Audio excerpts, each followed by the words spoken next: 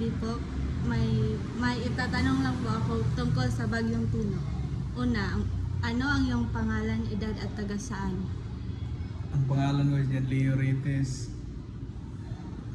Edad, Ang edad 23 years old. taga Oh. saan? Taga Manukan sa Banga del Norte. Pero currently, nasa diri sa lugar ni mo diri? Tinago. Cebu City. Pangalawa, ano ang mga paghahanda na iyong ginawa noong nalaman mong may paparating na bagyo? Wala. Puro na nga normal lang bagyo na bisa mo karon po may nga ka experience mo taga dire. Wala ra pod.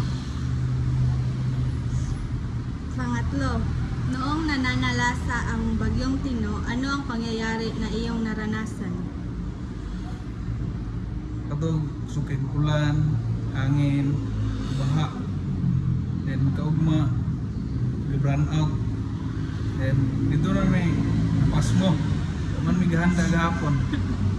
Kung na mo nga ulan ra nga ulan, bagyo ra nga bagyo, pod ba? Number 4, pagkatapos ng bagyo, ano ang iyong ginawa upang makabangon sa trahedya? Nahulak may nga mahubas ang tubig, ulit may mga pagkaon, mga tubig, mga pana na uban pa. Handa namin. 5, mayroon bang tulong na naibibigay ang gobyerno sa inyo para sa iyong pagsisimula? Wala magihatag.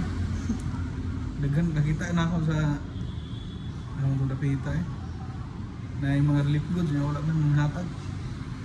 Murag dili ko to diyan ni guro. Pang-6, ano ang mensahe ninyo sa mga taong nawalan ng mahal sa buhay at nawala din ang kanilang bahay? Ang walang condolence sa itong mga matay. Bili sa mga pamilya. So itong nawalan ng mga balay. Naray gobyerno mga matabang para maka-ahon mo. Last. Last. Ano ang aral na iyong nakuha pagkatapos ng bagyo? Aral, maghanda. Dili na magkuhan-kuhan pa. Kung na yung mga news, kailangan mo palit mo mga kaon, handa mo madaan.